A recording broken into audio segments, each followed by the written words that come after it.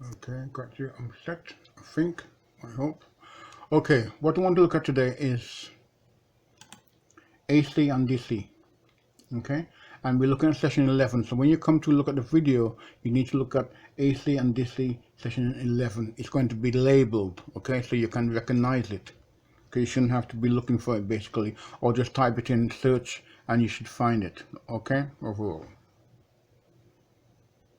You guys who are experts with computers.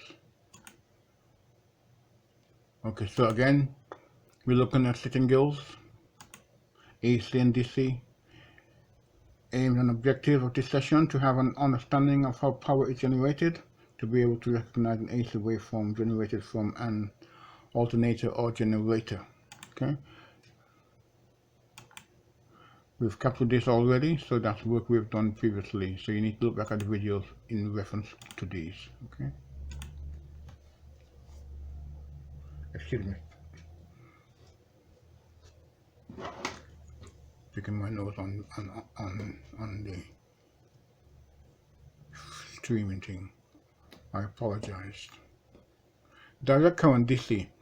Direct current is produced in a number of ways, but three most common ways are a battery of cells, a DC generator, by electronics, the use of a rectifier. Current drawn by the circuit, okay? Current in a circuit remains constant over time. Rectifiers convert AC to DC, okay?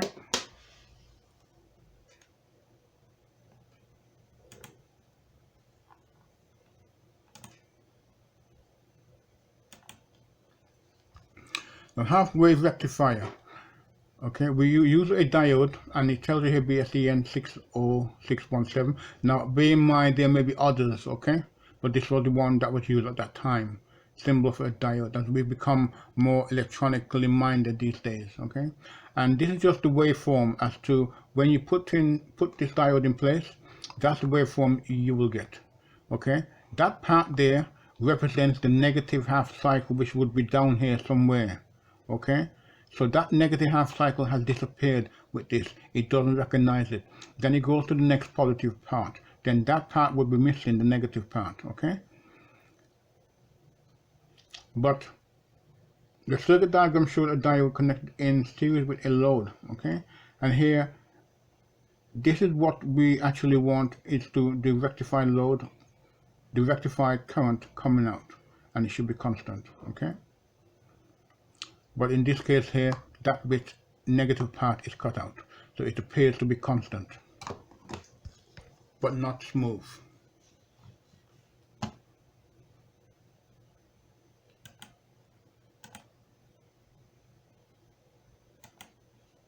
Now full wave bridge rectifier. Now to get a better waveform and a more consistent supply, we use a full wave rectifier or bridge rectifier. The negative half cycle has been inverted, so there becomes a series of waves above the zero line, okay? So what happens is that that's our normal wave and it would be down to here, okay? But with the bridge rectifier, full wave rectifier, it inverts the negative half cycle, so we have a continuous DC waveform, okay? And this will be DC, well, AC DC.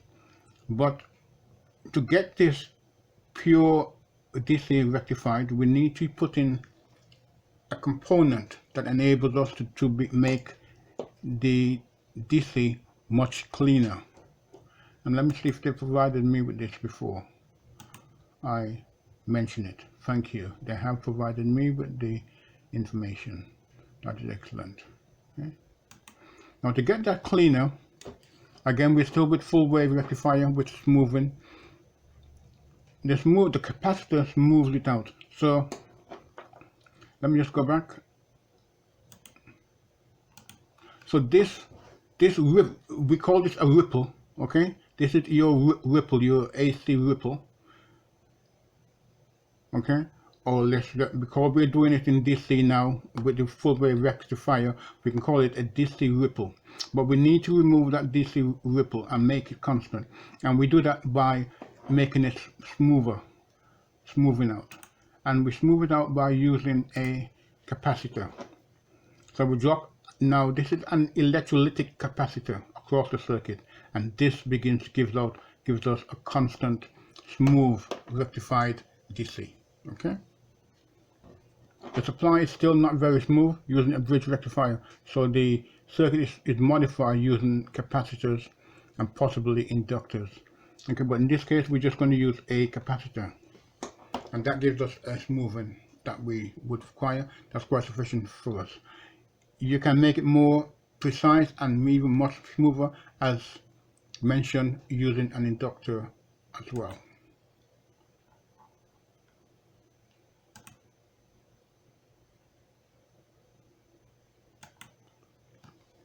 And here we have DC generators. A DC generator produces an alternating waveform.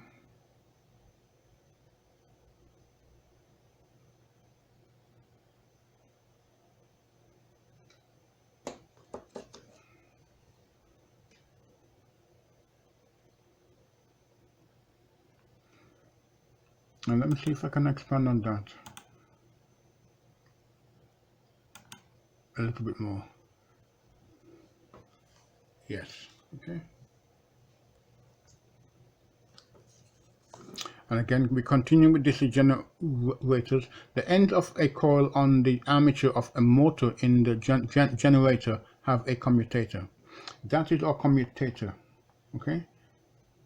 And what this does, this misses out the little negative pieces and generates an DC, a DC waveform constantly, okay? And it does that by only making contact with each of these component pieces. The current is tapped off via carbon brushes, and these are your carbon brushes which does the tapping. The commutator converts AC to DC by switching the negative half cycle to positive every time the commutator passes by the mica. These are your mica, okay? So that becomes a positive half cycle, it inverts it. So you get almost a full wave DC current being produced. But remember, to get that smoothing out, we will need to use other components. The more segments, the smoother the waveform.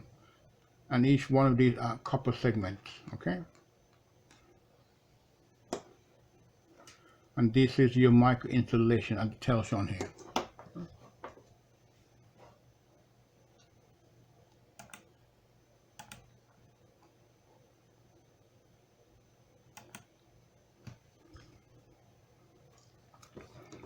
And again, still with the DC generators, this is now our DC waveform output, okay?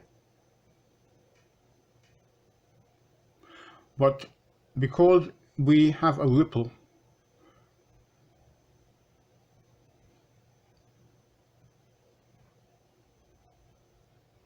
and here you have one complete generation of the generator, one complete revolution, I should say, of the generator, okay? 2-segment commutator, this is still not very good DC, okay?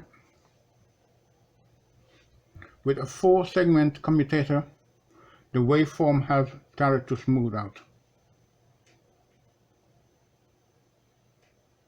The more segments, the smoother the output waveform. But we still need to remove the ripple, because it will still retain an AC ripple.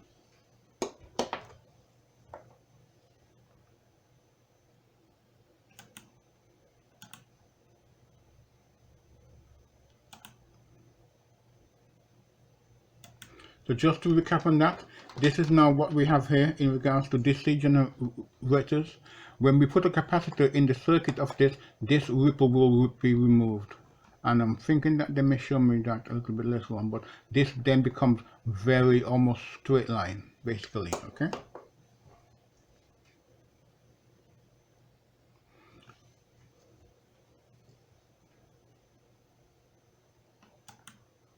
Now this here links into what we were saying a little bit earlier here. Let's see if we could find it back. Links into this here, okay? Right? This is what here, but that's now become, this is coarse, high ripple, we have a lower ripple, okay? Sorry, where am I? Just get back.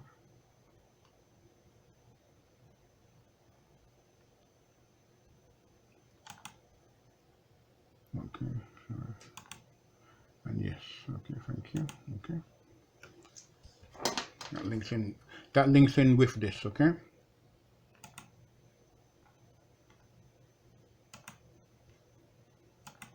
Now here we have AC.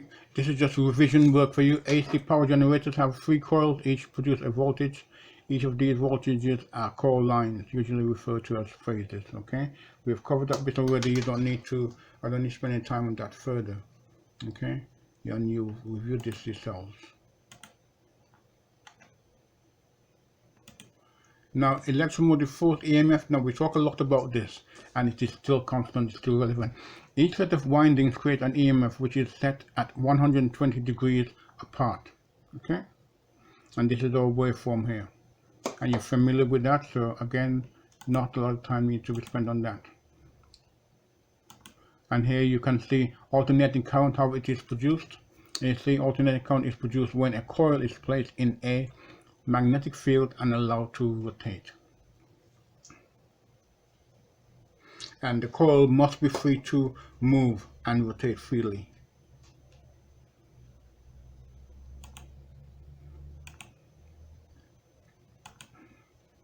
And here we have, you can see how our sinusoidal waveform is produced. Sinusoidal waveform. Now here we have rotation here. No rotation is going single loop coil. Rotation is going anti-clockwise. And the flux is flowing north to south.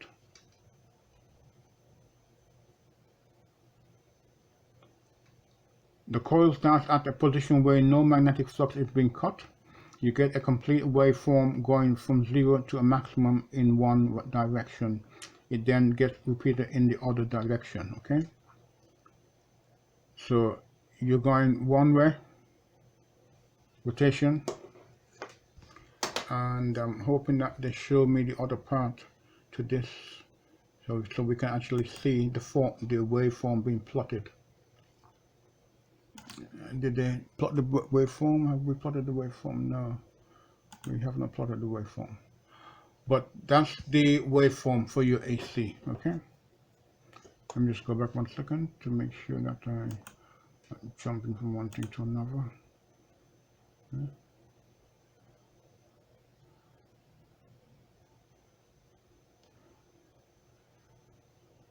Now, somewhere along the line, I thought that they had shown me this plotted already, but they haven't.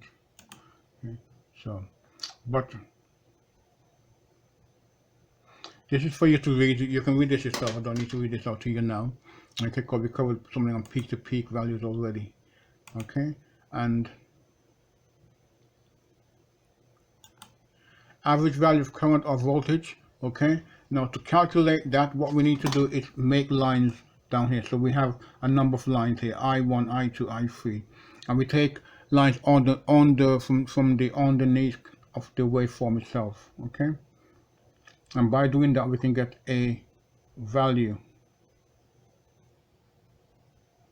of the current of voltage in regard to that part of the cycle.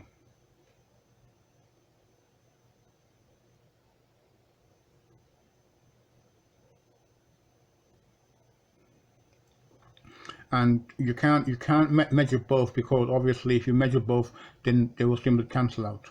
Okay, there's nothing, you will not get any results. Okay, I hope you found this useful, and please do continue to look at the videos. Make sure you look for them completely, and thank you for your time. Have a good day. Bye bye.